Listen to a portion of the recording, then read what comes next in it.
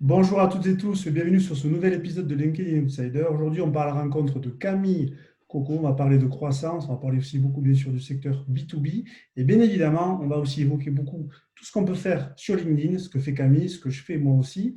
On va échanger ensemble. Merci vraiment Camille d'avoir accepté mon invitation, je suis ravi de te compter parmi nous. Moi aussi, merci Julien de m'avoir invité.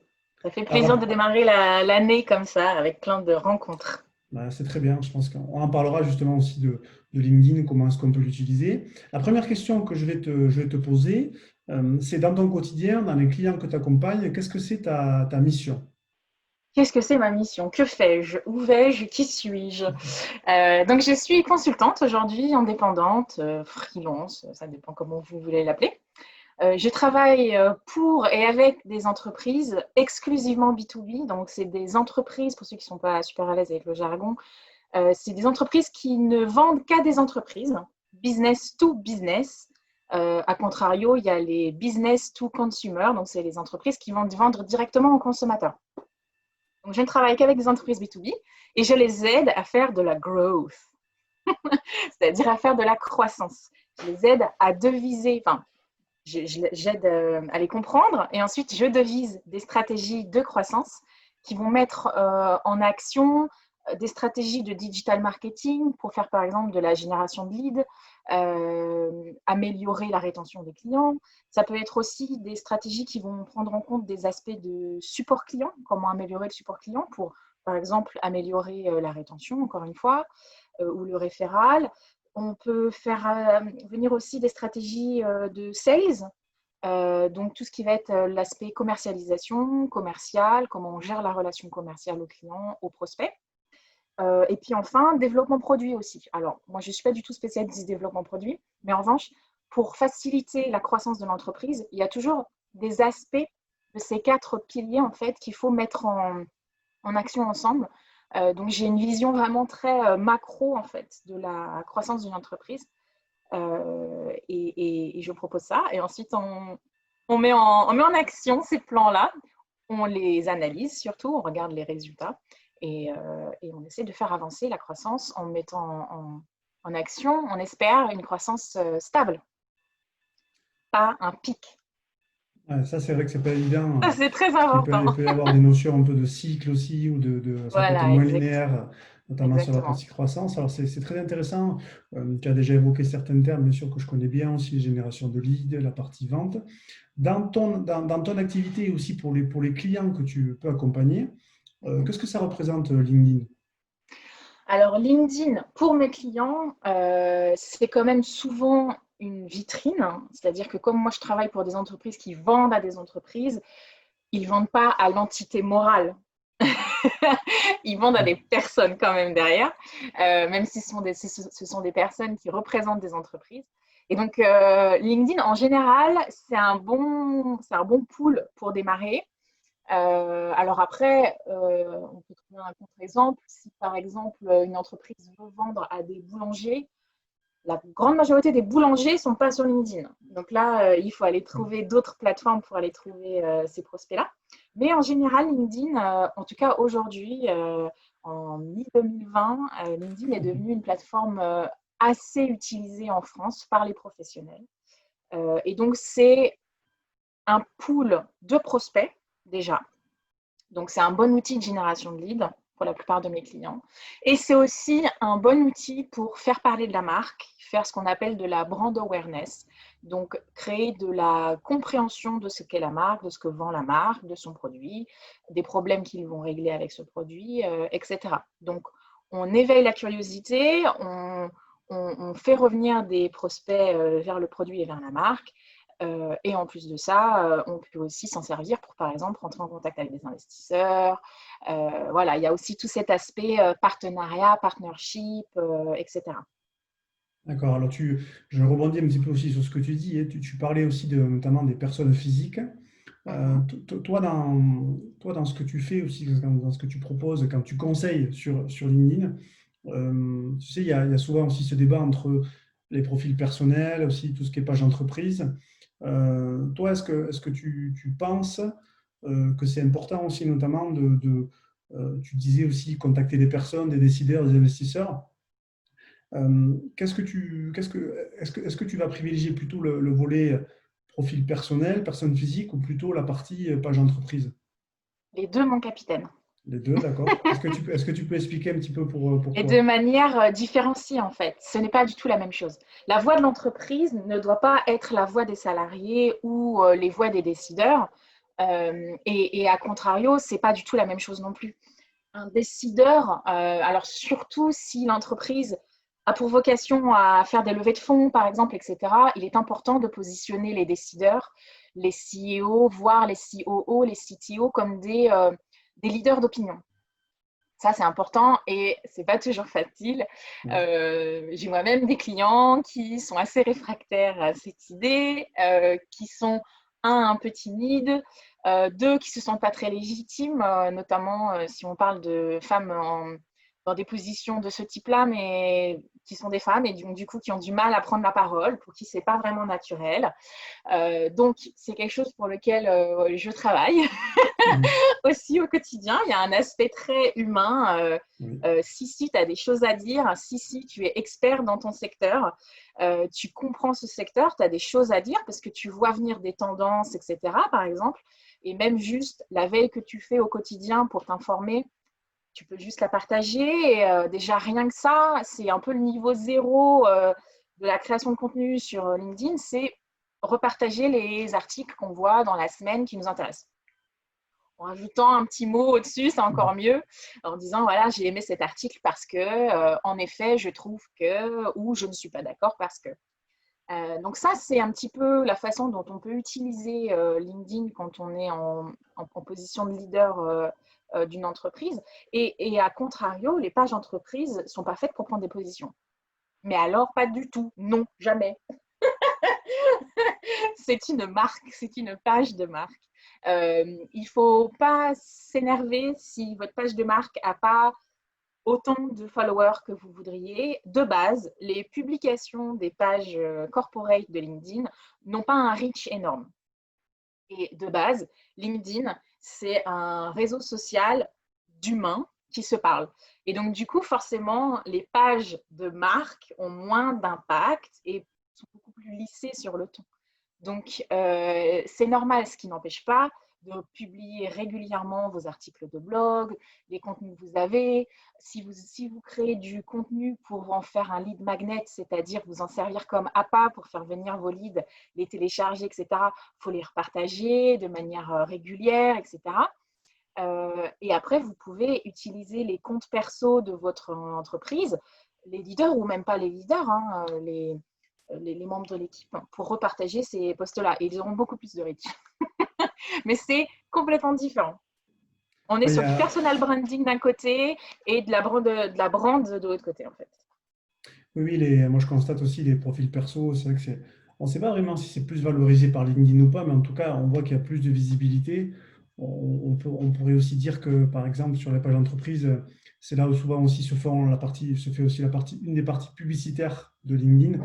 Donc, ils ont tendance un peu aussi à baisser le reach sur. Ouais, je pense quand même qu'il y a une. J'avais lu ça. Il y a quand même un reach qui n'est pas aussi bien. Mais c'est parce qu'ils ont intérêt, en fait, à mettre en Oui, avant le contenu publié par les humains. tout à fait, je pense aussi. Et qui est de toute façon, d'un point de vue du ton, pas du tout le même, et il ne devrait pas être le même, donc c'est très bien. Et donc du coup, forcément, les gens sont plus enclins à aller contredire quelqu'un sur un post où il prend une prise de position qu'à aller répondre à une marque qui fait un truc un peu classique, on va dire.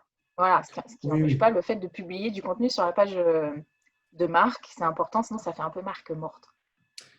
Oui, il y a un côté, c'est sûr, sur ça. Il faut garder la régularité. Et comme tu as dit, après, passer par des ambassadeurs.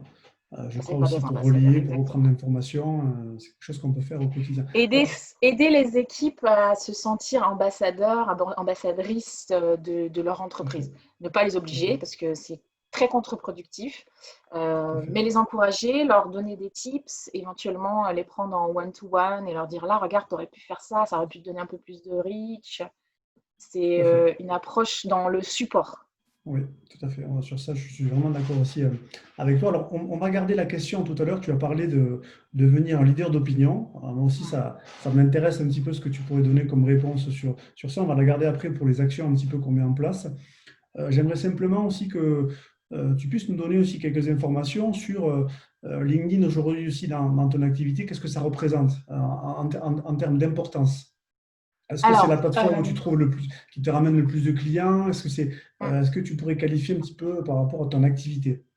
LinkedIn, du coup, je m'en sers pour mes clients, donc ça, je viens de vous expliquer un petit peu Oui, comment. Et donc, pour moi, pour ma propre activité, puisque je suis moi-même une entreprise B2B, je vends mes services à des entreprises. Alors, je m'en sers d'une façon différente de la façon dans laquelle je vais m'en servir pour mes clients. Je suis une indépendante, je n'ai pas besoin de vendre en quantité. Si j'avais trop de prospects à gérer, je perdrais beaucoup de temps sur la gestion de ces prospects, la requalification, passer à chaque fois 1 heure à essayer de voir si c'est vrai. le contrat est intéressant ou pas, s'ils ont le budget ou pas. Donc, je n'ai pas intérêt à faire de la masse sur la génération de leads. Par contre, j'ai intérêt à faire de la qualité, à avoir peu de contacts, mais des très bons contacts qui soient déjà très qualifiés. Donc, la stratégie pour faire ça, c'est de se poser en tant qu'expert, en fait, travailler sa posture d'expert. Euh, Posture d'expert, leader d'opinion, c'est un peu la même chose. Alors, par ailleurs, j'avais fait un Malte Academy pendant le Oui, confinement. On pourra mettre le lien si tu ah, veux bien sûr. bien, qui traite exclusivement de cette question, c'est-à-dire comment travailler sa posture d'expert, justement, notamment sur LinkedIn, mais pas que. Sur la présence en ligne de manière générale. Et donc, c'est la façon dans laquelle j'utilise moi LinkedIn. C'est-à-dire que c'est un peu ma vitrine professionnelle des différents travaux que je peux faire, des différents clients que je peux avoir, de mes expertises. Récemment, j'ai partagé par exemple tous les événements auxquels je vais aller sur Nantes, puisque moi j'habite à Nantes. Oui, Et tout ça, ça plaît aux gens qui me suivent parce que ce sont aussi des professionnels. Alors, il y a aussi pas mal de professionnels sur Nantes. Voilà, je partage ma veille, je partage mes questions, mes énervements, des fois aussi, ça m'arrive assez souvent. Je m'en sers également pour rentrer en contact avec d'autres professionnels. Pendant la période du confinement, j'ai été assez surprise parce que je ne m'attendais pas à ça. J'ai noué avec pas mal d'autres indépendants partout en France, pas juste à Nantes, et de manière totalement digitale, à distance. Parce qu'en fait, on s'est retrouvés à souvent commenter les contenus les uns des autres, à trouver qu'on faisait un bon job, à discuter et finalement à nouer de vraies relations professionnelles. Et ça, c'est aussi assez important, notamment quand on est indépendant. On a eu une petite discussion tous les deux là-dessus. oui, Et je trouve que c'est hyper important quand on perd en fait son cercle professionnel, ses collègues en fait. Quand on est indépendant, par définition, d'ailleurs, vous voyez, je travaille dans ma chambre. Voici mon placard. On perd un peu pas seulement le contact humain, mais aussi le contact professionnel, l'échange informel sur des questions qu'on partage, sur des problématiques qu'on partage. Et la seule façon de le faire, c'est de nouer avec des personnes qui ont le même type de statut que soi. Et LinkedIn, c'est une super bonne façon de le faire. Déjà parce qu'on peut le faire par secteur, on peut retrouver des gens qui bossent dans les mêmes choses que nous, voire un tout petit peu différents, mais qui globalement rencontrent les mêmes problématiques. C'est hyper libérateur, ça fait énormément de bien. Et vraiment, je le recommande. Donc, juste faire du lien avec des gens qui vous ressemblent, déjà, ça, c'est une très bonne raison d'aller sur LinkedIn. Et puis ensuite, organisez votre veille, partagez-la, ça vous permettra d'avoir une voix, d'être entendu. Et aujourd'hui, moi, LinkedIn me permet de générer des prospects de manière entre guillemets passive, parce que j'y mets de l'énergie quand même. Mais je ne dis pas bonjour, je cherche des prospects, ou alors je ne vais même pas démarcher des prospects. Mais comme j'ai une voix, comme les gens m'entendent, tout à fait. me voient passer dans les flux les uns des autres, ça m'arrive assez régulièrement d'avoir des gens qui me contactent en me disant hey, j'aime bien le contenu que tu partages, je trouve que ton expertise est intéressante. Est-ce que tu veux pas qu'on en discute parce que j'ai une entreprise et je me pose des questions, etc. etc. Donc voilà, posture d'expert, génération de prospects très, très, très qualifiés et puis entourage humain. Ouais, moi je suis d'accord aussi avec ça. Aujourd'hui, il y a un débat, on en a parlé aussi un petit peu en off avec certains grands pseudo-experts aussi qui, en fait, tout le monde se sent, tout que les personnes se sentent un petit peu obligées d'aller vers ça, parce qu'elles ont des visibilités qui sont un petit peu, pour moi, presque stratosphériques sur LinkedIn, notamment, bien sûr, aussi sur d'autres plateformes. Je crois que la partie aussi, bien sûr, personnalisée est très importante. Et aussi, la première chose qu'il faut bien comprendre aussi, je pense, sur LinkedIn, c'est que c'est avant tout construire des relations. C'est pour ça que le plus tôt, je pense, on se met en avant, le plus tôt on se met en mouvement sur ça, sans forcément, malheureusement, et ça, on a du mal un peu à l'entendre, sans forcément, malheureusement, vouloir attendre des résultats de suite. C'est, je pense, aussi la Ouais. bonne démarche, trouver des gens qui nous ressemblent. Moi, je fais un petit peu comme toi aussi, j'échange régulièrement avec des personnes, on fait sur WhatsApp, sur Zoom, et c'est vraiment, voilà, c'est sortir un peu aussi enfin, je dirais se construire un peu son propre réseau, hein. LinkedIn sert à ça. Exactement. On Se a la construire ses possibilité. collègues, en Tout fait, à fait, tout à son fait. cercle proche, avec qui on Tout à peut fait. dire des méchancetés sur ses clients. Oui, voilà, tout à fait. Mais c'est aussi, je pense, c'est un exutoire. C'est un moyen aussi, bien sûr, Ouais, d'avoir des opportunités professionnelles. Et c'est pour ça que je dis souvent aussi, la première question qu'il faut se poser, c'est qui on veut dans son réseau LinkedIn. bien Et sûr. essayer justement aussi de trouver le point commun qu'on peut avoir avec ces personnes pour éviter justement de faire un petit peu ce que tu disais, à savoir je voudrais que, j'aimerais que. Sur le marché, il n'y a personne, je dis souvent, personne ne nous attend, personne n'a besoin de nous au premier abord.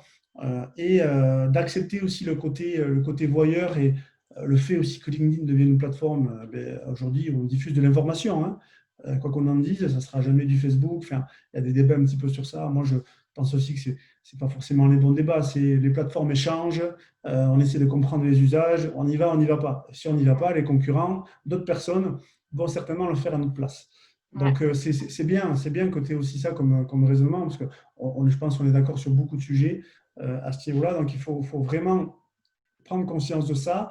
C'est vrai que les indépendants, moi le premier, moi j'ai pas vocation à avoir non plus à travailler avec beaucoup de personnes, parce qu'après quand même c'est du temps homme à chaque fois qu'on va allouer. Faut vraiment avoir cette notion, et sortir assez rapidement aussi de ce syndrome un peu parfois de l'imposteur.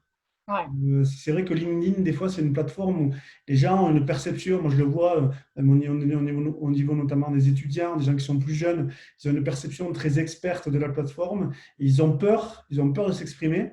Donc voilà, il faut En arriver un fait, petit peu à lâcher prise. l'expertise et le thought leadership, c'est-à-dire Oui, la position où on est capable de mettre en place des tendances dans une industrie, etc., ça vient avec le temps. Enfin, c'est pas quelque bien chose qui sûr, s'acquiert en 2 bien secondes sûr, 30. bien sûr. C'est quelque chose qu'on acquiert au bout de plusieurs années dans un secteur ou avec une expertise qui a plusieurs années. Pourquoi chercher à être une personne qui met en place des tendances et des grandes réflexions dans une industrie Oui, en général? Déjà, juste venez, consommez le contenu, interagissez avec d'autres, avec des pairs, avec des non-pairs, des personnes qui vous intéressent, qui publient euh, des contenus qui vous intéressent. Moi, par exemple, j'interagis aussi avec des personnes qui ne sont pas du tout dans mon secteur, mais qui partagent du contenu autour du droit des femmes. C'est quelque chose oui. qui m'intéresse beaucoup. Et donc, du coup, pour le coup, là, ce n'est pas du tout dans mon industrie. Ça me permet aussi de lier avec des gens qui ne sont pas du tout dans mon industrie, mais qui partagent un combat. On partage un combat ensemble. Donc, vraiment, l'idée, c'est d'y aller. Allez-y avec vos peurs, c'est pas très grave. Lisez, commentez. Moi, c'est la première étape que je propose tout le temps avec mes clients, c'est, écoute, je te demande pas de publier, je te demande de commenter. Oui, oui, c'est vrai. Ça leur Je suis fait beaucoup d'accord. moins peur. Et Oui, en fait, techniquement, avec l'algorithme de LinkedIn, le commentaire, c'est quand même assez pas mal. oui. Donc, ça fait moins peur et ça donne quand même du reach. Ça fait quand même voir sa tête aux gens. Et donc, c'est la première étape que je leur propose, c'est, bah, écoute, toi, tu veux pas démarrer une conversation, mais rejoins les conversations que tu vois passer, dis, ah, j'aime bien ton contenu, ah, au fait, j'ai pensé que ça pourrait t'intéresser. Déjà, ça, c'est une bonne première partie. Et puis ensuite, bah, si tu vois passer des choses dans ta boîte mail, dans des newsletters, etc., tu peux le partager, rajoute une petite Bien phrase. sûr, bien sûr. Et puis après, je leur dis, bah, rajoute un petit hashtag. Mhm. J'essaie de prendre les choses petit à petit. Mais il faut vraiment arrêter de paniquer, c'est rien du tout. C'est pas parce que c'est une partie professionnelle qu'il n'y a pas non plus le droit à l'erreur. De toute façon, vous savez, votre contenu va se tasser. Il va se Oui, oui, sédimenter au bout d'un moment. Donc, il sera beaucoup moins visible. Et il ne faut pas hésiter à y aller, il ne faut pas hésiter à être soi-même aussi. Ça, c'est hyper important. Moi, personnellement, j'ai eu pas mal de mal et j'ai encore du mal avec moi-même. Ce qui est un peu particulier parce que je suis quand même spécialiste du marketing, tout ça, mais justement parce que je suis spécialiste et que je gère des marques en ligne, j'ai un peu cette approche très stoïque et froide et dure. Et du coup, partager mon contenu avec mon ton à moi, ça a été un peu difficile à accepter. J'ai eu très peur aussi, étant une femme, d'être clouée au pilori. Et en fait, si vous regardez aujourd'hui ce que je publie sur LinkedIn, j'ai réussi à me défaire un peu de ça. Je publie des gifs. J'adore les gifs. Le plus rigolo, le mieux. J'utilise un ton assez provocateur, jamais méchant, mais j'hésite pas un peu à titiller les gens, à lancer des blagues. Bref, je suis proche de ce que je suis dans la vraie vie. Et en fait, ça marche parce que vous allez attirer que les gens que vous allez intéresser et qui n'ont pas peur de cette personnalité, qui sont intéressés par cette personnalité. Et c'est mieux parce que moi, je n'aime pas travailler avec les gens qui ne sont pas capables d'entendre ce que j'ai à dire. Je suis assez cash et il y a des clients qui ne supportent pas qu'on leur dise la vérité, par exemple. C'est Et moi, vrai. je n'ai pas envie de travailler avec eux. Ils peuvent très bien travailler avec d'autres, ce n'est pas un souci.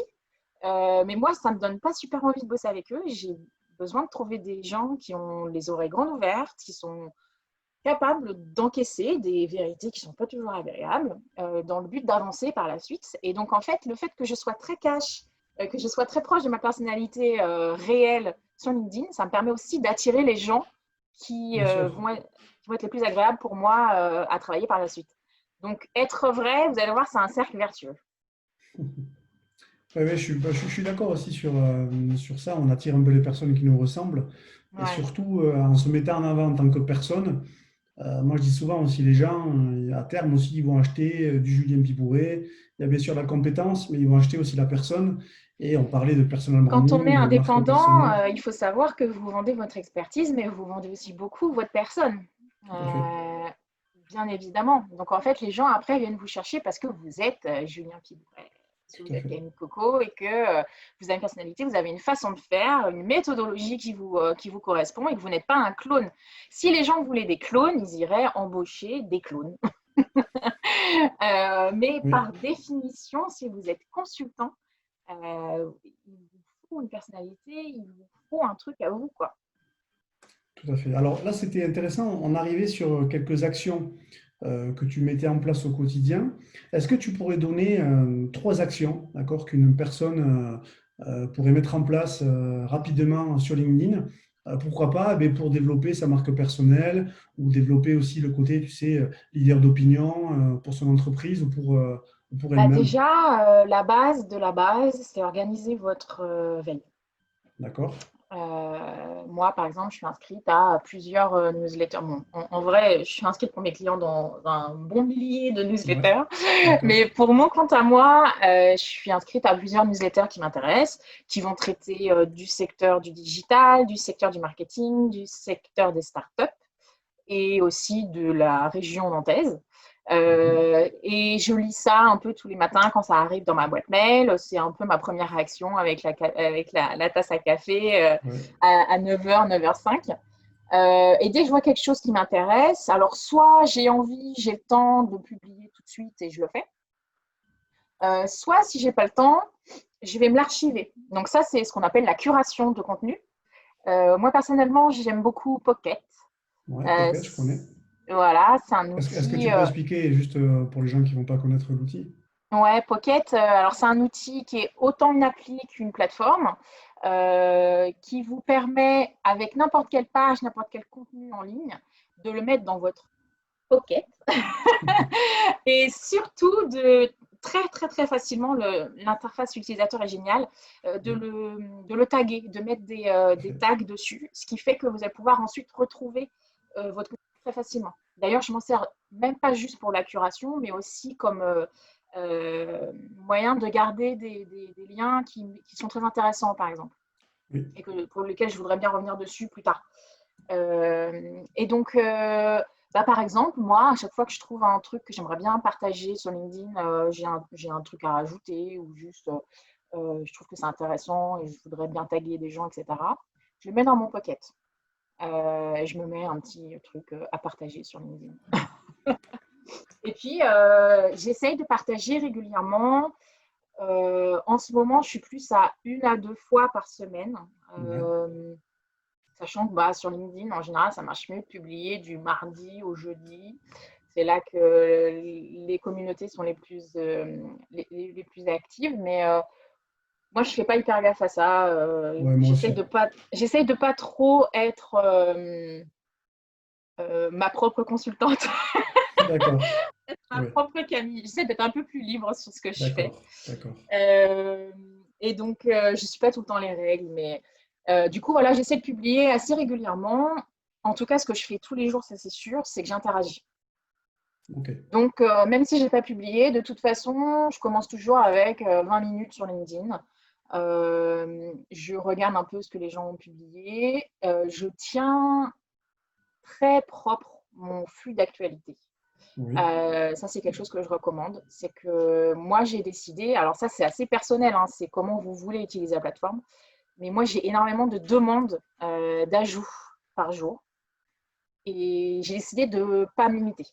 Je me suis limitée pendant un moment. Et puis, finalement, je me suis dit, mais c'est un peu bête, si les gens ont envie de m'ajouter pour quelconque raison que ce soit, je ne suis pas le juge de est-ce que c'est une bonne raison ou pas. Donc, Ouais. j'ai essayé de les accepter tous, sans condition. Mais en revanche, j'ai pas envie de voir le contenu de tout le monde. Tous ces gens-là disent des trucs qui ne m'intéressent pas forcément, parce qu'ils ne sont pas forcément dans ma cible ou pas forcément dans mon secteur. Donc c'est ce que je fais, c'est que je trie bien mon flux. À chaque fois que je vois quelque chose qui ne m'intéresse pas, je dis à LinkedIn que ça ne m'intéresse pas de le voir et du coup, automatiquement, ça m'éjecte tous ces contenus-là. Ouais. Ouais. Ça, c'est un petit peu une rigueur que je suis. Et puis, oui, voilà, j'interagis avec les gens, je like, je commente, j'envoie vers d'autres ressources. Ça, c'est une grosse partie de ma présence sur LinkedIn et de toute façon, d'un point de vue algorithmique, ça marche très bien. Ouais, donc si on récapitule, donc tu fais de la veille.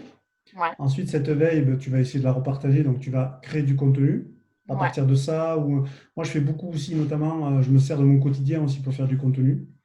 C'est-à-dire, souvent, ma recette, moi, elle est très simple, c'est histoire personnelle plus leçon business. Et mm, bon, vu que je suis sur un profil perso, c'est plus facile. Une page d'entreprise, ça serait mm, différent. Je me sers de ça. Toutes les interactions que j'ai au quotidien avec des clients, des prospects, même actuellement, hein, avec toi. Quand tu disais tout à l'heure, ça m'a fait rigoler quand tu disais on n'est pas là pour acheter des clowns, enfin ouais. des clones. Et je trouvais que c'était très Oui, des intéressant clowns. je trouvais que c'était très intéressant comme un punchline.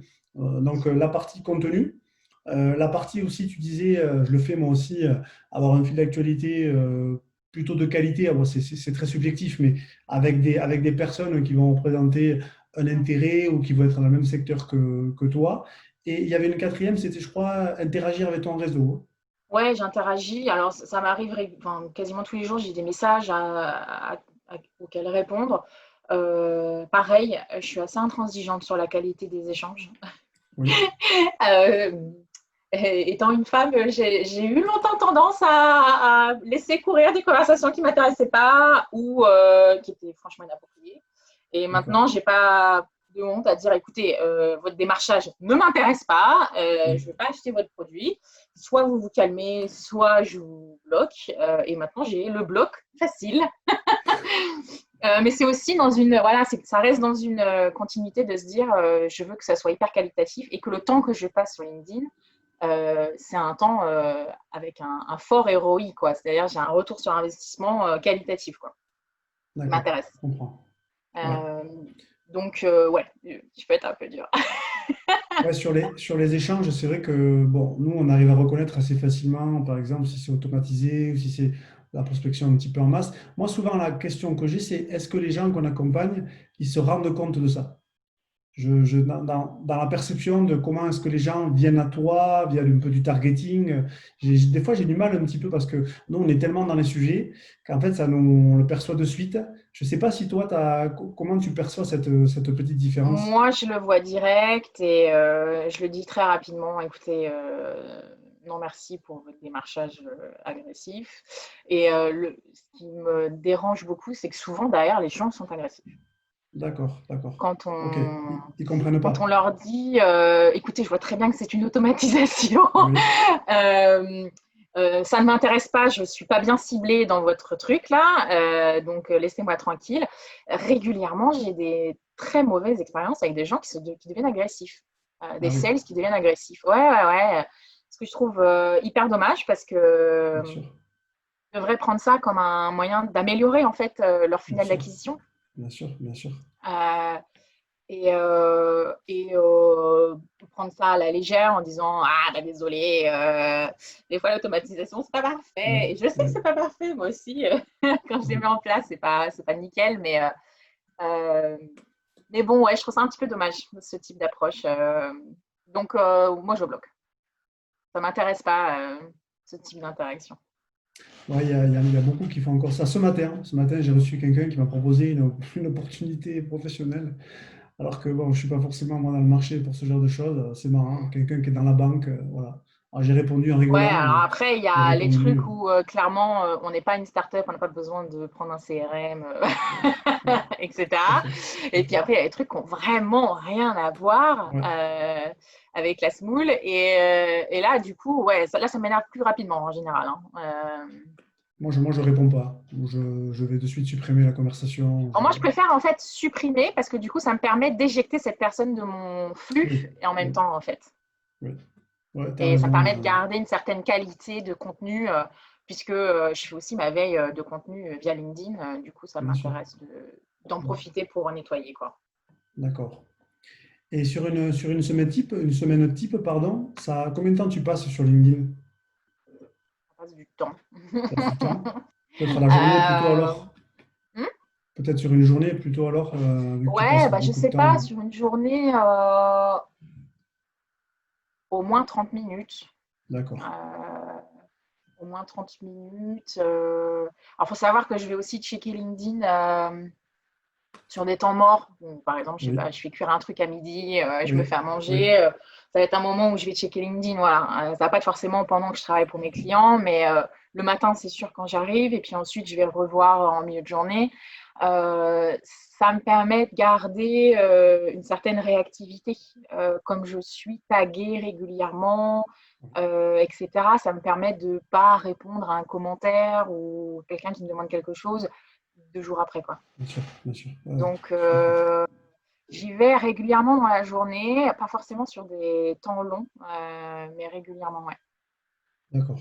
Ok, ouais, un peu. Après, encore une fois, c'est lié à mon activité. Oui, c'est Une sûr, partie de mon activité est générée via LinkedIn. Donc, c'est pas forcément approprié pour tout le monde. bien sûr. Alors, je te pose cette question parce que souvent on me dit, oui, d'accord, Julien, tu nous as montré ça. Concrètement, combien de temps il faut qu'on y passe par jour ou dans la semaine pour mettre en place ces différentes actions? Et c'est vrai que moi j'ai tendance à dire que au moins sur une semaine, surtout ça dépend aussi à quel niveau on est, parce qu'on n'a pas parlé aussi bien sûr du profil. Mais souvent il y a aussi un travail à faire sur le profil, je l'ai encore vu dernièrement. Moi je pense qu'il faut passer au moins sur une semaine, il faut arriver au moins à avoir une heure qu'on peut justement découper dans la semaine, parce que comme on l'a dit aussi bien sûr, c'est un réseau social, ça peut être assez chronophage. Et on peut vite, moi je passe beaucoup de temps, notamment, je dis un peu ce travail en sous-marin, hein, sur tout ce qui est les conversations en privé sur LinkedIn. Et ça prend beaucoup de temps parce que, vu que moi j'ai pas notamment fait une démarche d'automatisation, je vais quand même faire quelque chose d'assez personnalisé. D'ailleurs, j'encourage vraiment toutes les personnes à vraiment créer du contenu sur LinkedIn parce que moi c'est mon meilleur prétexte pour entrer en relation avec les gens. Et les gens en fait me connaissent déjà de manière indirecte. C'est beaucoup plus facile pour briser la glace. Et après, Oui, aussi, ouais. voilà, c'est beaucoup plus facile pour, Ouais, tout à fait. pour Alors faire ça. moi, j'ai pas tendance à répondre en termes de temps. C'est-à-dire que je dis pas, il faut que tu passes 2 heures par semaine. Parce qu'en fait, ça met les gens tout de suite dans un mode, oh là là, j'ai encore 30 minutes à passer dessus, qu'est-ce que je vais Oui, oui, faire? oui, oui, J'ai plutôt tendance à leur mettre des objectifs de nombre de tâches à faire, en fait. oui, des actions, tout à fait. Je vais dire à mon client qui a un peu du mal à s'y mettre, ok, eh ben, quel est le moment où vous êtes un peu plus calme? Est-ce que c'est genre le matin avec le café ou à 14 heures quand vous revenez? On décide ensemble. Et je leur dis, bon, bah voilà, sur chaque pause, tous les jours, vous allez commenter 4 fois. Et puis, vous allez ajouter avec un message, enfin, demander une connexion avec un message, 5 personnes, tous les jours. Et en fait, je leur fixe plutôt ça parce qu'ils vont vite voir le retour sur investissement, en fait. Tout à fait. Ils vont vite voir que leurs interactions génèrent des réponses, génèrent des discussions et que leurs demandes de mise en contact avec message vont aussi Oui. générer des discussions. Et du coup, très rapidement, je ne vais plus avoir besoin de leur dire il faut faire les 4, il faut faire les 5. Oui. Ils vont le faire même. Plutôt que de dire ça en termes de temps, parce que je trouve que ça fait un peu peur, en fait. C'est pas faux. En termes d'action, je pense que c'est plus palpable pour les personnes. Et justement, ça m'amène aussi à une autre question.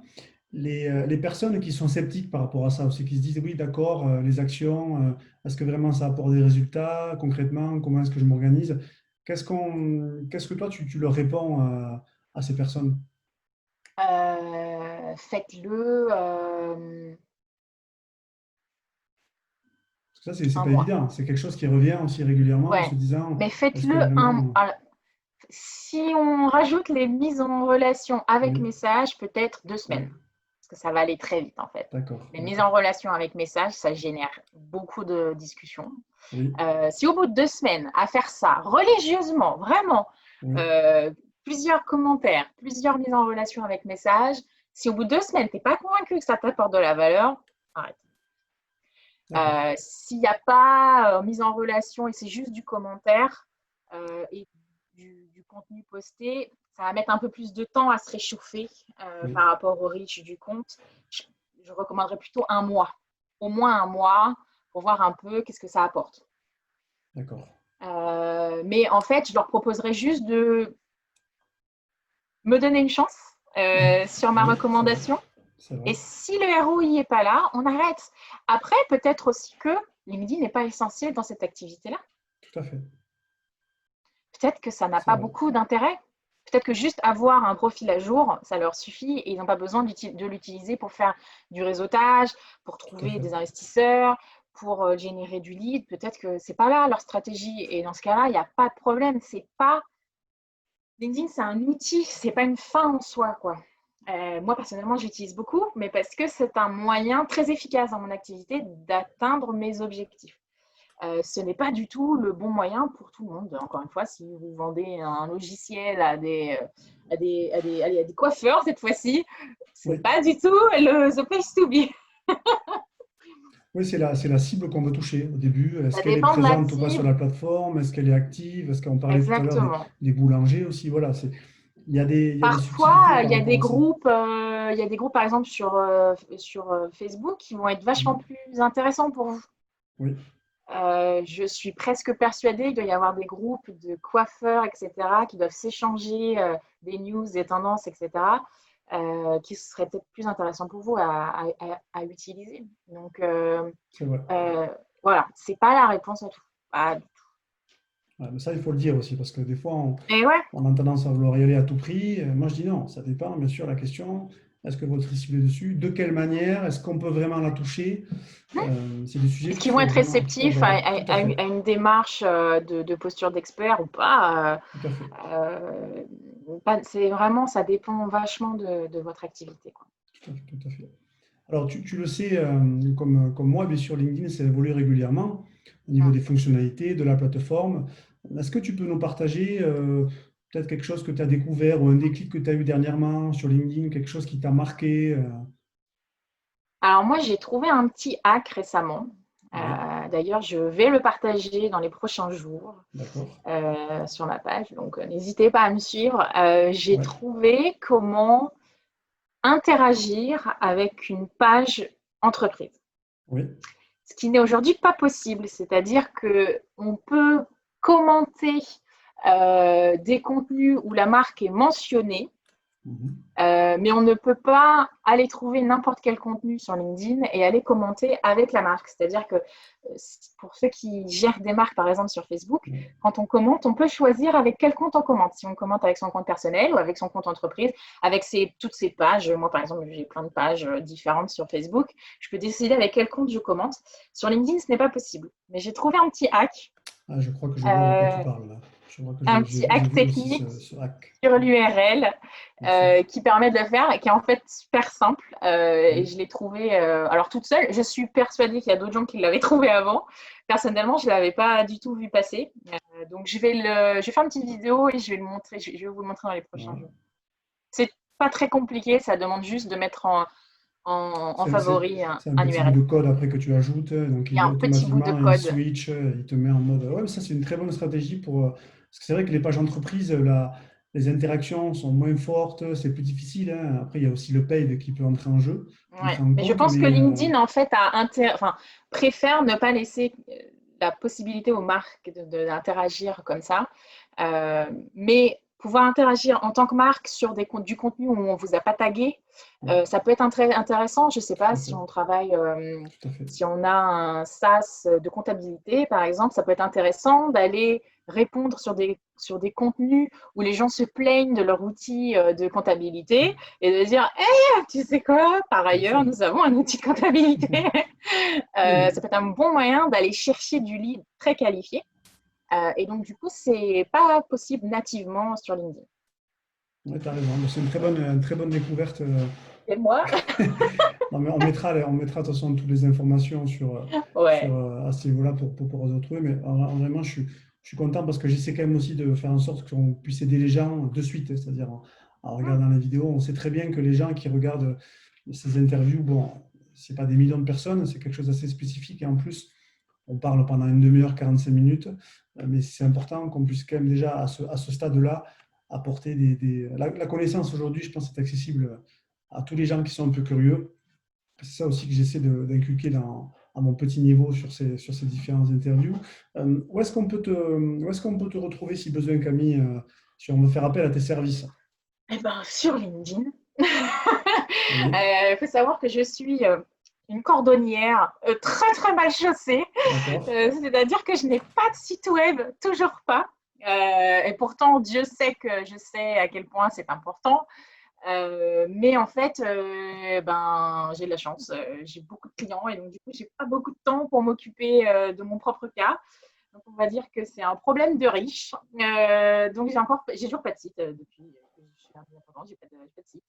Ce qui est pas non plus bloquant, vous voyez. Mais moi, j'ai pas de, moi, j'avais aussi un site, finalement, je l'ai pas refait, je l'ai pas remis à jour. Je pense qu'on peut aussi trouver des clients sans forcément avoir de site internet. Ouais, mais du coup, comme je produis beaucoup de contenu en Voilà, ligne, voilà, au voilà. final, ça m'empêche pas grand-chose. Bon, ce serait quand même bien, hein. Je pense aussi, J'ai ouais. toujours cette liste Ouais. qui m'attend, cette to-do. Donc, vous pouvez me retrouver sur LinkedIn. Venez me chercher, Camille Coco. Il y en a qu'une seule, donc vous D'accord. pouvez pas vous tromper. Et voilà, mais n'hésitez pas à venir discuter avec moi. Je suis présente. Si vous êtes dans le coin de Nantes, n'hésitez pas. Je suis très présente sur tous les événements de la Glo. Ouais. Et avec plaisir pour échanger, discuter de vos problématiques. C'est un grand, grand plaisir. Et surtout, j'aime beaucoup poser mon cerveau sur des problématiques différentes que je n'ai pas forcément rencontrées, dans des secteurs pour lesquels je suis peu habituée aux problématiques. Et la variété m'enthousiasme. Et ça, c'est une qualité, hein, de pouvoir justement comme ça changer sur les sujets que tu connais un petit peu moins. Ça me rend de plus en plus forte, ça me donne de plus en Bien plus sûr, de bien cordes à sûr. mon arc, ouais. Ouais, tout à fait, tout à fait. Et on peut te retrouver aussi sur Malte. C'est ça, Bien sûr, ce vous que pouvez aller m'avait dit. sur Ouais. Malte directement si vous voulez me faire travailler. Allez-y, n'hésitez pas. Mais oui, en effet, j'utilise beaucoup la plateforme Malte. Ouais, parce que Malte, on en avait parlé un petit peu en off aussi. C'est une plateforme pour tous les indépendants, c'est bien sûr qui veulent se lancer. Est-ce que on va juste terminer sur ce petit point. Ouais. Euh, Qu'est-ce que tu pourrais dire, toi, sur Malte pour un indépendant, par exemple, qui se lance? Est-ce que tu lui recommandes? Quel est ton avis un peu par rapport à ton expérimentation que tu en as? Alors, Malte, en effet, c'est une plateforme qui vous permet de monétiser vos services en tant qu'indépendant. Donc, vous décrivez ce que vous faites, vos expertises, votre CV, etc. Et vous êtes du coup dans un pool, dans une base de données accessible publiquement à n'importe qui aurait besoin d'un expert, de quelqu'un pour faire un job. Malte, c'est une des rares plateformes qui n'est pas spécialisée, c'est-à-dire qu'ils ne sont pas juste sur des développeurs informatiques ou etc. Ils sont multi-expertise. Ces plateformes, de manière générale, sont très décriées. C'est-à-dire qu'il y a constamment des discussions entre indépendants sur est-ce que ça vaut le coup? Oui. Est-ce qu'ils ne nous prennent pas trop de sous? Alors moi, j'ai été chef d'entreprise. Donc, j'ai une approche beaucoup plus pragmatique de ces plateformes. C'est-à-dire que vous générez de l'activité, vous créez des clients, en fait, puisqu'une fois que vous êtes sur cette plateforme, bon, ce n'est pas les doigts de pied en éventail, hein, mais disons que vous êtes dans le pool, si votre profil est intéressant, vous êtes susceptible d'être contacté. Ça, c'est déjà énorme comme travail, ça s'appelle de la génération de leads, et ça se rémunère, en fait. C'est-à-dire que aujourd'hui, moi, je génère de l'activité que je ne peux pas faire moi-même, par exemple. Il y a des gens qui viennent me voir et je leur dis, bah, écoutez, j'ai pas le temps. Par contre, si vous voulez, je peux vous proposer quelqu'un d'autre. Ça s'appelle du partage d'opportunités commerciales, voilà. Et donc, du coup, je fais travailler les gens. Et là-dessus, moi, je prends un pourcentage, c'est normal. J'ai travaillé mon image, du coup, je génère de l'activité et je fais gagner du temps à cette personne. Ils n'ont pas besoin de démarcher. Je leur donne tout de suite le menu. Oui, tout à fait. Donc, ça se rémunère. Tout travail mérite salaire. Donc, la génération de leads, ça mérite un salaire. Il faut savoir que Malte, ils vous prennent 10% quand ils vous apportent un contrat comme ça, direct. Mais ce pourcentage diminue très rapidement à 5%, ce qui n'est vraiment pas beaucoup. Et si vous amenez vos propres clients sur la plateforme, c'est zéro. Ah oui, Bon, ah oui. après, ça devient 2%. Mais le gros intérêt de cette plateforme, alors en plus de générer de l'activité quand vous démarrez et vous rendre visible auprès de potentiels clients, ce qui est déjà pas mal, Malte en particulier vous permet d'être assuré d'être payé. Ce qui est le C'est vrai. deuxième gros souci dans la vie d'un Oui, indépendant. tout à fait. Julien, je suppose que tu as eu aussi cette expérience Je d'un l'ai aussi, ça, client. oui. Oui. Alors, soit ça s'est mal passé durant la mission et donc le client, pour se venger, retient le paiement. Ça arrive. Moi, ça m'est encore arrivé il n'y a pas très longtemps. Donc ça, c'est très problématique parce qu'en tant qu'indépendant, on n'a pas beaucoup de trésor. Et donc, du coup, le flux de la trésorerie est hyper tendu. Donc, c'est très problématique pour nous. Soit juste, c'est un client qui préfère payer à 60 jours, 90 jours. Ah, le C'est comme délai, ça. des fois, c'est pas Voilà. évident. Et encore une fois, c'est très compliqué pour gérer sa trésorerie en tant qu'indépendant, surtout si, par exemple, on ne prend pas de paiement en avance, un acompte. Donc, en fait, ce qui est cool avec ces plateformes-là, c'est que les missions sont prépayées. Elles sont prépayées, l'argent est stocké sur un compte en ligne, ce qui fait que déjà, on est sûr que l'argent est là aussi, parce qu'il y a aussi les clients qui, C'est vrai. finalement, ne payent jamais. Oui. Et donc, on sait que l'argent est là, l'argent est prépayé. Et en fait, une fois qu'on a fini la mission, on peut cliquer sur J'ai terminé la mission.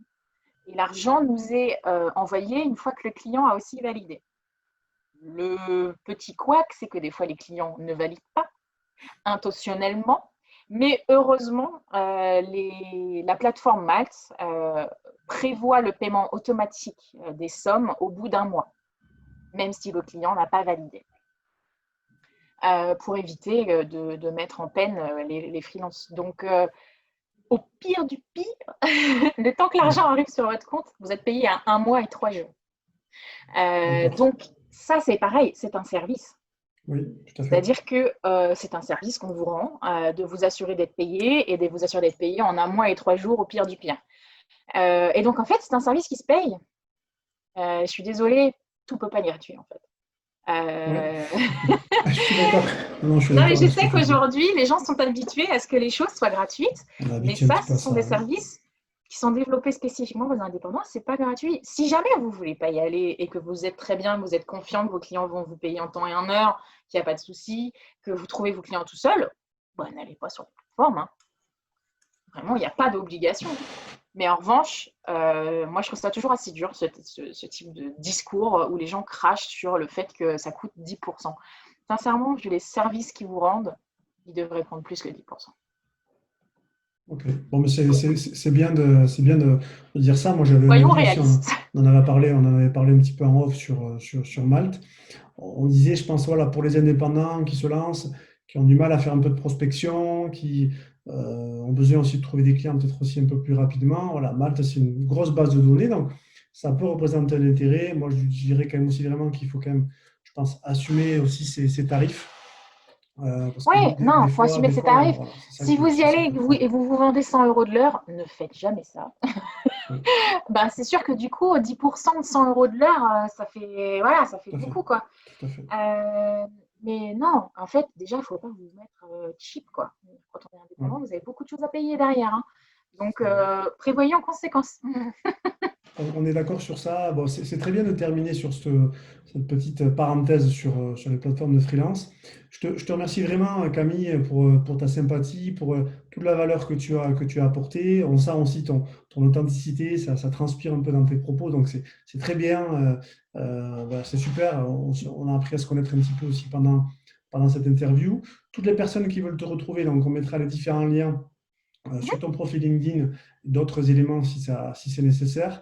Et vraiment, je te souhaite vraiment le meilleur sur ça. Là, on a commencé en fait à construire une relation et c'est aussi ça que j'essaie d'expliquer aux personnes qui me suivent sur LinkedIn. Donc, merci pour tout, merci pour tes réponses, merci pour tes Merci à toi. explications précieuses et je te dis à bientôt, notamment sur LinkedIn.